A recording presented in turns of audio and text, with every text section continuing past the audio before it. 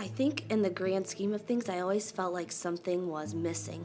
Like everyone had a person, and I didn't really have like a person. I grew up in the church as a boy, elementary school age. Remember, I still have my first Bible. It's got my name in it, 1969. But that Bible didn't get used.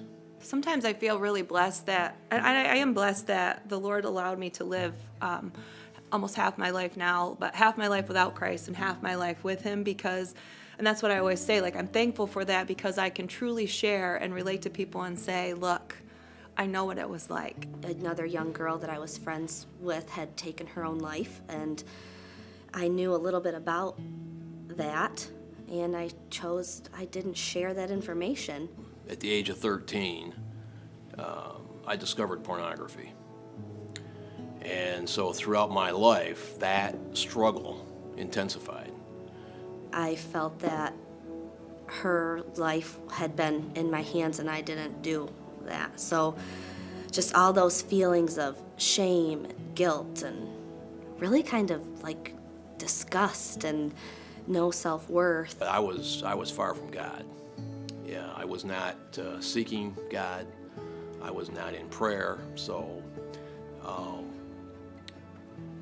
I went through some really tough times. Leading up to this point in my life, if I think about life like driving a car, you know, I'm driving all the time looking backwards, looking at what was and what I have to do and how I'm earning space in the world. And I think I learned that I didn't realize, like, I have Jesus beside me and I don't even need a rear view mirror. I was a man of lies. And, I was, in essence, we see it in the movies, I was living two lives, right? On the outside, I was this successful businessman. I had a good marriage on the surface. But in the end, any chance I got, I was living and walking in the darkness. And my wife knew it. She challenged me multiple times. And frankly, our marriage was severely damaged. But if it were not for God working in her life, I mean, her faith is, in my opinion, beyond compare. And when she shared with me that God had told her, do not leave this marriage, I've got bigger plans, that said a lot to me. Having someone really explain to me who God is and what Jesus has done for me, I think it changed everything.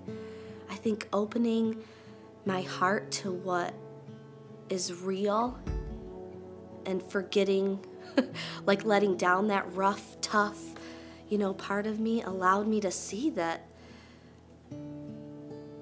I can sit with myself and it's calm.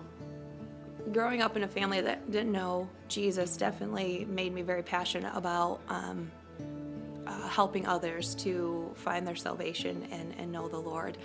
And and throughout this journey, I think the Lord has reminded me too that, like, you have a purpose. Like, I put you on earth for a purpose, and my goal has been to discover that purpose. Like, how do you want to use me? And this isn't my life anymore, Lord. This is your life. I didn't have that go-to all the time, and I just feel full. Like, I feel like Jesus is my person. I remember I was at service on my own that day. No, like, my general people hadn't come, and I accepted Jesus, that day on my own.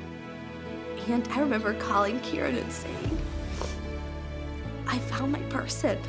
Like, I just made Jesus my person.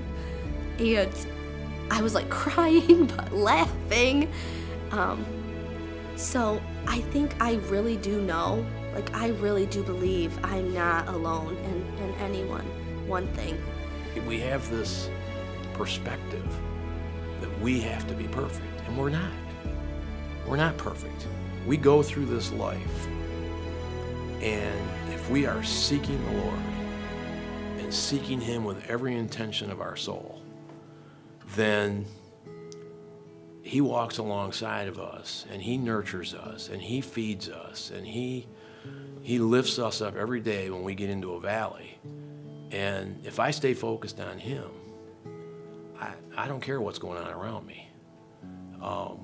He has awakened me to so much over the past couple of years in particular that I have no reason to be shameful.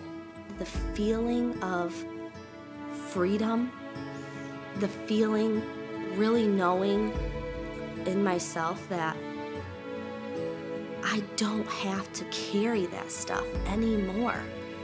That is not who I am. But that's who Christ is He loves us unconditionally, and He is there whenever we need Him. So as His hands and feet, I want to be readily available to go out and do that, to show that love and give other people the hope and the peace that I have found in Christ. You have to receive the gift that He's just waiting to give you. Right? I mean, He's on that cross. He's not turning away from us. He's beckoning you. And when I realized that He was not ashamed of me, then why do I worry about what anybody else thinks? Right? Because I live to glorify Him. I don't live anymore to glorify Mike.